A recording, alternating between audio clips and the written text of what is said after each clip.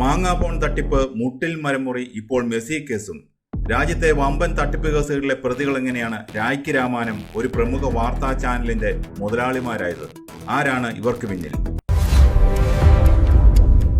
മാങ്ങാപോൺ തട്ടിപ്പ്, പിന്നെ കേട്ടത് മുട്ടിൽ മരമുറി കേസ്, ഇപ്പോഴിതാ മെസ്സി തട്ടിപ്പും.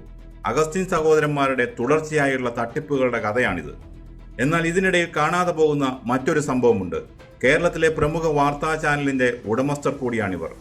വെറുമൊരു ബിസിനസ്സുകാരനെന്ന നിലയിൽ തുടങ്ങി വയനാട്ടിലെ ഈട്ടിമരങ്ങൾ മുറിച്ചു കടത്തി രാജ്യത്തെ വലിയ തട്ടിപ്പുകൾക്ക് നേതൃത്വം നൽകിയവർ എങ്ങനെയാണ് പെട്ടെന്നൊരു ദിവസം ഒരു വാർത്താ ചാനൽ വിലയ്ക്ക് വാങ്ങി രംഗത്തിറങ്ങുന്നത്?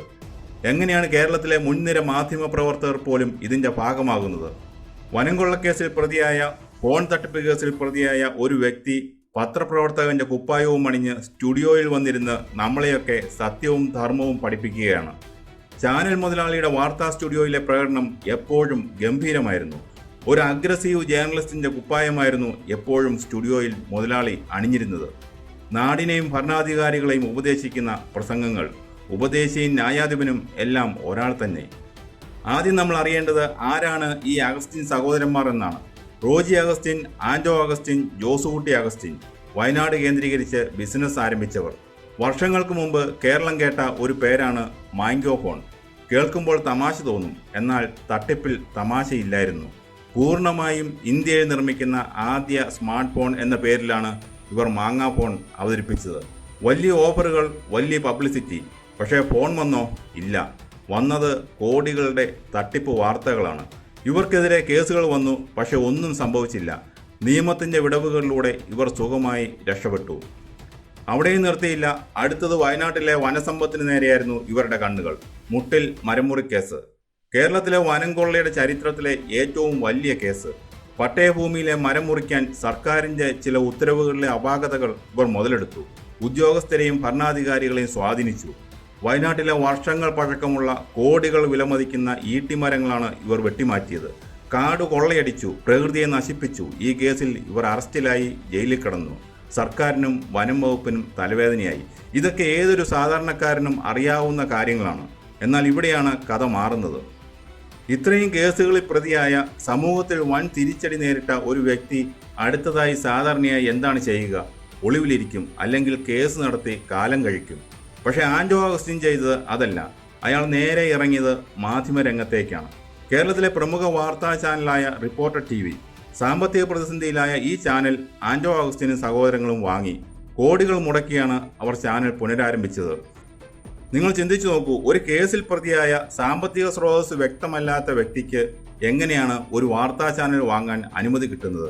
കേന്ദ്ര വാർത്താ പ്രക്ഷേപണ മന്ത്രാലയത്തിന്റെ ക്ലിയറൻസ് എങ്ങനെ കിട്ടി? ഇതിലും കഷ്ടമാണ് അടുത്തതായി സംഭവിച്ചത്.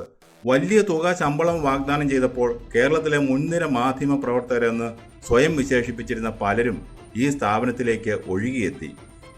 ഒരു കാര്യം ചോദിക്കട്ടെ, ഈ മാധ്യമ പ്രവർത്തകർക്കൊന്നും അറിയില്ലായിരുന്നോ തങ്ങളുടെ പുതിയ മുതലാളി ആരാണെന്ന്? മുട്ടിൽ മരമുറി കേസ് ഇവർ റിപ്പോർട്ട് ചെയ്തിട്ടില്ലേ? മാങ്ങാഫോൺ തട്ടിപ്പ് ഇവർ അറിഞ്ഞിട്ടില്ലേ? എല്ലാം അറിഞ്ഞു. പക്ഷേ പണത്തിന്റെ തിളക്കത്തിന് മുന്നിൽ മാധ്യമധർമ്മവും മനസാക്ഷിയും അവർ അടിയറവ് വെച്ചു. വിപ്ലവം സംസാരിച്ചവർ, അഴിമതിക്കെതിരെ പേനയുന്തിയവർ ഒടുവിൽ വനംകൊള്ളക്കേസ് പ്രതിയുടെ ശമ്പള പട്ടികയിൽ ഇടം പിടിച്ചു. നിങ്ങൾ ആലോചിച്ചു നോക്കൂ, ഒരു ക്രിമിനൽ കേസിൽ പ്രതിയായ ഒരാൾ സ്റ്റുഡിയോയിൽ ഇരുന്ന് സത്യത്തെക്കുറിച്ച് സംസാരിക്കുമ്പോൾ ആ വാർത്തകളെ ജനം എങ്ങനെ വിശ്വസിക്കും? മാധ്യമ പ്രവർത്തനം എന്ന് പറഞ്ഞാൽ ജനാധിപത്യത്തിൻ്റെ 4ാം തൂണാണ്. പക്ഷേ ഇവിടെ സംഭവിച്ചത് എന്താണ്? കേരളത്തിലെ മാധ്യമ പ്രവർത്തനത്തിൻ്റെ വിശ്വാസ്യതയ്ക്കാണ് കനത്ത പ്രഹരമേറ്റത്. ഇവർ പുറത്തുവിട്ട എക്സ്ക്ലൂസീവ് വാർത്തകൾ, വെളിപ്പെടുത്തലുകൾ, ഇതെല്ലാം യഥാർത്ഥത്തിൽ വാർത്തകളാണോ? അതോ ഇവർക്ക് താല്പര്യമുള്ളവരെ സംരക്ഷിക്കാനും ശത്രുക്കളെ ഒതുക്കാനും ഉണ്ടാക്കിയ തിരക്കഥകളോ? ഇതിനെക്കുറിച്ചും സമഗ്രമായ അന്വേഷണം വേണ്ടേ? ഇവിടെ ചോദ്യം അഗസ്റ്റിൻ സഹോദരന്മാരോട് മാത്രമല്ല. ഇവരെ വളർത്തിയത് ആരാണ്? ഒരു സാധാരണക്കാരൻ ഒരു സ്ഥാപനം രജിസ്റ്റർ ചെയ്യാൻ പോയാൽ 10 രേഖകൾ വേണം. എന്നാൽ കോടികളുടെ തട്ടിപ്പ് നടത്തിയ പ്രതികൾക്ക് എങ്ങനെയാണ് തുടരെ പുതിയ കമ്പനികൾ തുടങ്ങാൻ സാധിക്കുന്നത്? എങ്ങനെയാണ് ഒരു സംസ്ഥാനത്തിൻ്റെ മന്ത്രിമാരും IAS ഉദ്യോഗസ്ഥരും ഇവരുടെ വാക്കുകൾ കേട്ട് ഒപ്പം നിൽക്കുന്നത്? ഭരണ സംവിധാനത്തിൻ്റെ പിന്തുണയില്ലാതെ ഇത്ര വലിയ തട്ടിപ്പുകൾ നടത്താൻ കഴിയില്ല. ഓരോ കേസ് വരുമ്പോഴും ഉദ്യോഗസ്ഥർ മാറും, അന്വേഷണം നടക്കും. ഒടുവിൽ ഫയലുകൾ ചുവപ്പുനാടയിൽ കുടുങ്ങും. ഇതാണ് നാളിതുവരെ കണ്ടത്. മരമുറി കേസിൽ നഷ്ടപ്പെട്ടത് നമ്മുടെ വനസമ്പത്താണ്. മാങ്ങാഫോണിൽ നഷ്ടപ്പെട്ടത് നാടിൻ്റെ വിശ്വാസ്യതയാണ്. മെസ്സി കേസിൽ നഷ്ടപ്പെട്ടത് ഒരു നാടിൻ്റെ കായിക സ്വപ്നങ്ങളും മാനവുമാണ്. ഇനിയും ഇത് കണ്ടില്ലെന്ന് നടിക്കാൻ പറ്റുമോ? ഇനി എന്താണ് സംഭവിക്കാൻ പോകുന്നത്? ഇവർക്കെതിരെ ശക്തമായ നിയമ നടപടി ഉണ്ടാകുമോ? അതോ അടുത്ത ഒരു പുതിയ വാഗ്ദാനവുമായി ഇവർ വീണ്ടും വരുമോ? നമ്മൾ ഇനിയും ഇവരുടെ വലയിൽ വീഴാൻ തയ്യാറാണോ?